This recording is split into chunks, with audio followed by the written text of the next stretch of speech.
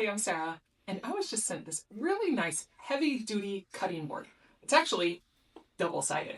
So you can actually use this, whether you're using it for meat, you've got a nice titanium side over here, which is fantastic. Rubber grips all the way around it that is also raised up, so it's not going to slide around. And then on this side, you have a wheat straw. So if you're cutting up different vegetables or fruits, it has this little groove all the way around it to catch all of the extra liquids or whatever.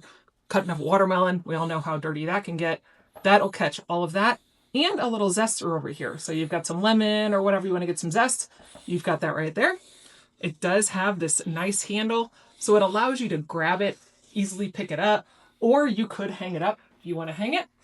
But whenever we are using this thing, I said it's really nice. It's about 15.5 by 10.5. Then whenever you want to cut on it, you can easily use this to be able to cut on any sort of surface. Makes that a nice little area here. Easy to clean off. You just rinse it off. I mean, there are no cut lines on there at all. I love the texture. That's kind of just really pretty. Nice little thing back here with all that silver titanium. Nice and thin as well. It's a great cutting board to have in any kitchen.